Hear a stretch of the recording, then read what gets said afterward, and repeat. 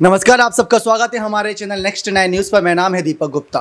झारखंड में हेमंत सोरेन के पूरे परिवार पर भारतीय जनता पार्टी समेत ज्यादा तीखे आरोप लगाती नजर आ रही है। बाबूलाल मरांडी का जो बयान सामने आया था उसके जरिए ये बात पता लगाने की कोशिश की गई, क्या सचमुच सोरेन परिवार ने इतने सारे आरोप यहां पर अपने मत्थे मढ़ रखे हैं जिसकी वजह से उनकी विधायकी खतरे में नजर आ रही है। अगर देखा जाए तो सोरेन परिवार के ज्यादातर सदस्य राजनीति में पूरी तरीके से सक्रिय हैं, सिवाय कल्पना सोरेन और अगर हेमंत सोरेन की रूपी सोरेन को छोड़ दिया जाए तो ज्यादा राजनीति में सक्रिय नजर नहीं आती हैं, लेकिन जब कई रैलियां होती है, दौरे होते तो नजर आती हैं। लेकिन सबसे ज्यादा जो चर्चाओं में है वो है बसंत सोरेन। जी हां, हेमंत सोरेन की विधायकी तो खतरे में है ही, लेकिन बसंत सोरेन को लेकर भी सवाल है कि बसंत सोरेन का क्या होता है आने वाले वक्त में। बसंत सोरेन की विधायकी पर भी सवाल है। चुनाव आयोग जो मामला देख रहे थे उसका मंतव्य, उसका पत्र भेजा गया पहले कहीं ना कहीं जो आगे राज्यपाल है उनको, और राजभवन तो पहले से चुप्पी साधे बैठा है इस समय हेमंत सोरेन के मामले पर। लेकिन दूसरी तरफ से कहा जाता है कि खनन लीज मामले पर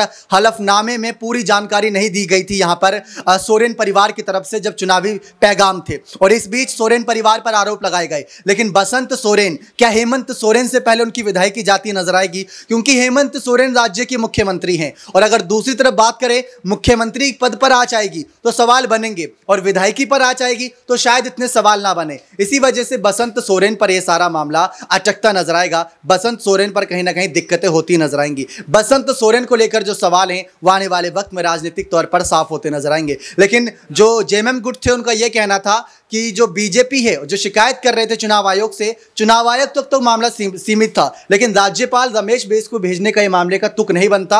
लेकिन उससे के बाद हेमंत सोरेन खुद पहुंचे थे, वो पत्र मांगने के लिए पत्र मांगा गया, इसके जरिए जवाब तलाशने की कोशिश की गई, और अब हकीकत सामने आती नजर आ रही है। देखना यही दिलचस्प होगा कि राज्य में कैसी स्थिति बनती है और इन सब में बसंत सोरेन का क्या कदम रहता है। बसंत सोरेन जो अपने बेबाक बयान के लिए जाने जाते हैं, जो अपने तीखे बयानों के लिए जाने जाते हैं, बीच में दिल्ली दौरे पर थे जब दुमका में एक घटना घटी थी और उस कहीं ना कहीं परिवार को रोजगार भी दिया गया, उसमें उनकी बेटी को रोजगार दिया गया, लेकिन वो भी प्राइवेट चपरासी की नौकरी निकली जिसको वापस उसने लौटा दिया था अंकिता की बहन ने। ये सब आप जानते होंगे। लेकिन बसंत सोरेन काफी दिनों से सक्रिय नजर नहीं आ रहे हैं, लगातार सोशल मीडिया पर भी एक्टिव रहते थे, उनका कुछ ज्यादा यहां पर कोई बड़े कदम नजर नहीं आ रहे हैं। तो क्या कहा जा सकता है? क्या सचमुच राजभवन के फैसले से पूरा सोरेन परिवार जरा हुआ है? क्या हेमंत सोरेन जरे हुए हैं? क्या बसंत सोरेन जरे हुए हैं रमेश बैस के फैसले से? अब देखना दिलचस्प है, क्या सोरेन परिवार सिर्फ राज्यपाल के फैसले का इंतजार करेंगे या सुप्रीम कोर्ट का दरवाजा खटखटाएंगे? बने रहे चैनल के साथ। ऐसी और तमाम बड़ी खबरों के लिए बहुत बहुत धन्यवाद।